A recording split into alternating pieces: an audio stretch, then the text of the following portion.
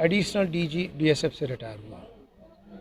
Sir, जो आज का जो कार्यक्रम किया है, इसमें मेन बात हमने देखा कि रोजगार की रखी गई है, स्वरोजगार की रखी गई। उसके बारे में हमें थोड़ा ब्रीफ से बताएं ताकि जनता को इसके बारे में पता लगे। देखिए, मैंने एक ऐसी संस्था का निर्माण किया है जिसमें मेरे जो साथी हैं, खासकर जो आर्मी के लोग हैं, पैरामिलिट्री फोर्सेस के लोग हैं, वो वेल ट्रेंड होते हैं, वेल डिसिप्लिन्ड होते हैं और उनको काम करने का काफ़ी अनुभव होता है।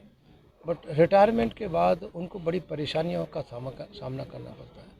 मैंने सोचा क्यों न हम एक ऐसी संस्था का निर्माण करें जिससे हमारे जो साथी हैं उनको हम स्वावलंबन स्वरोजगार की तरफ ले जाएं। ये संस्था हमारी स्वरोजगार की तरफ उनको ले जाएगी और उनको स्वरोजगार उत्पन्न कराने में मदद करेगी। सर, आज के कार्यक्रम का जो मुख्य उद्देश्य है, एक कारगिल के जो हमारे शहीद हैं उनकी वीरांगनाओं को आपने सम्मानित किया है, और थोड़ा उसके ऊपर भी प्रकाश डालें। देखिए, कारगिल से मैं जुड़ा हुआ हूँ। मैं जब एज ए यंग अफसर मेरी पोस्टिंग द्रास में हुई थी। कारगिल के पास एक जगह है छेनीगुंड, वहाँ मैं पोस्टेड था 1989 में। जहाँ ये लड़ाइयाँ लड़ी गई थी उन सब पहाड़ियों को मैंने देखा है, वहाँ मैं पोस्टेड रहा हूँ। जिस समय लड़ाई हो रही थी मैं उस समय वहाँ नहीं था। उस समय मैं राजौरी और पुंछ में एक बटालियन को कमांड कर रहा था। परंतु उस कारगिल से, चूँकि मैंने जो अपना कैरियर था वहीं से शुरू किया था, मेरा बहुत लगाव है। दूसरा, जिस तरीके से हमारी सेना ने वहाँ पे लड़ाई लड़ी है, शायद पहली लड़ाई होगी, पहाड़ी पे दुश्मन बैठा है और उसको वहाँ से खदेड़ा है। पहाड़ी पे हम नीचे हैं और वो पहाड़ पे है। इस तरह की लड़ाई सिर्फ भारतीय सेना ही लड़ सकती है। विश्व में और कोई ऐसी सेना नहीं है जो इस तरह की लड़ाई लड़े। उस लड़ाई को लड़ा, विजय प्राप्त किया।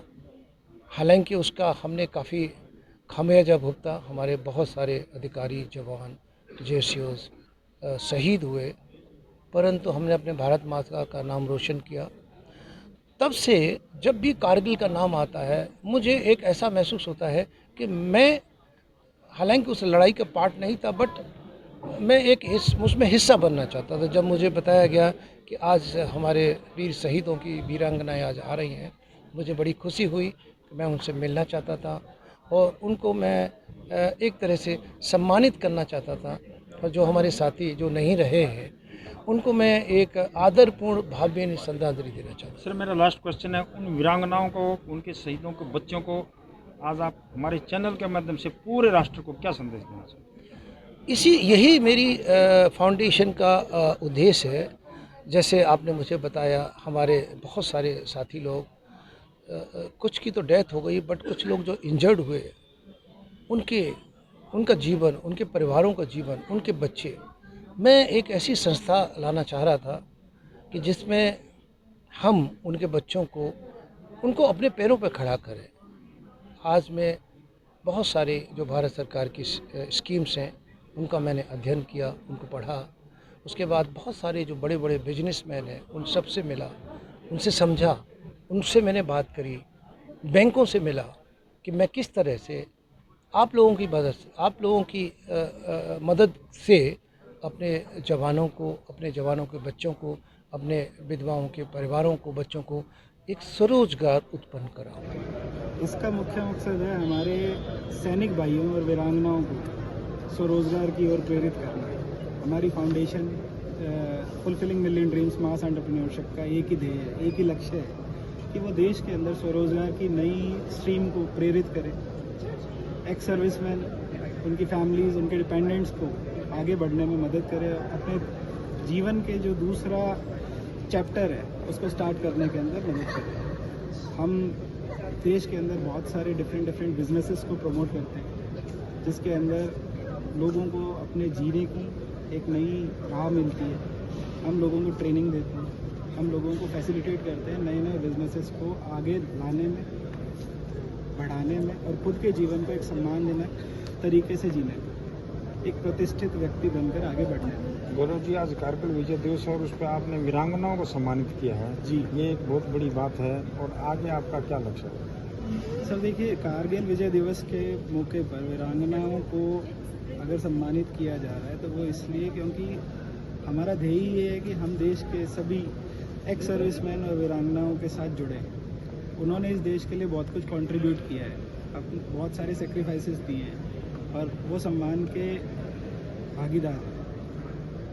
अब आते हैं कि हमारा आगे का लक्ष्य क्या है। हमारा लक्ष्य है कम से कम देश के 10 लाख परिवारों को स्वरोजगार की स्ट्रीम में जोड़ना, जो कि मेरे पार्टनर श्री कमल नांगिया जी, श्री SS चाहर साहब का मुख्य लक्ष्य है कि हम हर इंसान के जीवन को किसी तरीके से खुशियों से भरें, आगे बढ़ने में मदद करें। सर अभी तक कितनों को आप जोड़ चुके हो, आपका कितना लक्ष्य हासिल हो चुका है और ये लक्ष्य कब तक पूरा होगा?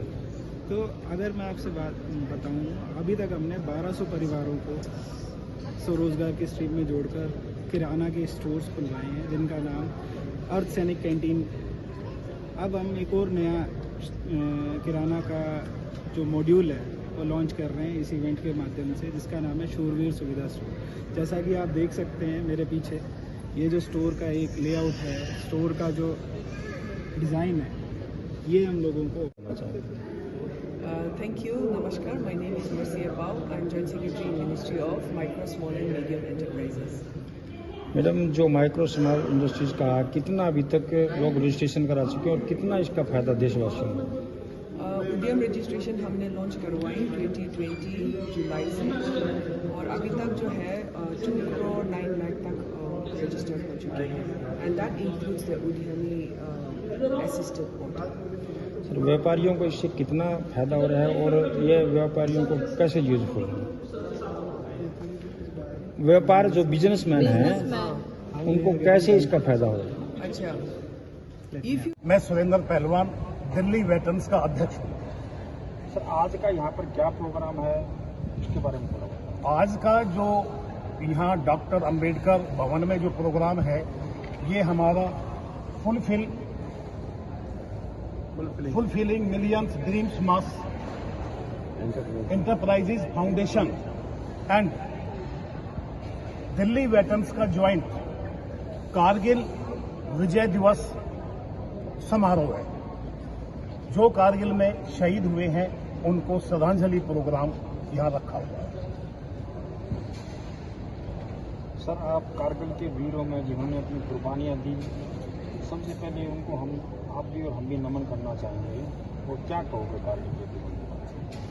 कारगिल में हमारे 527 जो सैनिक शहीद हुए, दिल्ली वेटरन्स उनको नतमस्तक होकर नमन करती है और उनको श्रद्धांजलि अर्पित करती है। हम उनको कभी भूल नहीं सकते। उनकी यादें हमारी सांसों में बसी हुई है। वे लौट कर नहीं आए, लेकिन देश के लिए एक बहुत बड़ी कुर्बानी दे गए। उनको हम बारंबार नमन करते हैं, प्रणाम करते हैं। सर आप कारगिल के वीरों के बारे में कुछ बताना चाहेंगे? मैं कैप्टन धर्मपाल यादव, राष्ट्रीय सैनिक संयुक्त मोर्चा का अध्यक्ष हूँ और मैं कारगिल के वीर सैनिकों के बारे में, इसलिए यहाँ पे हमारी जो आज यहाँ पे हमारा प्रोग्राम है, उसमें हमारे 527 सैनिक उसमें हमारे शहीद हुए थे और 1763 हमारे घायल हुए थे।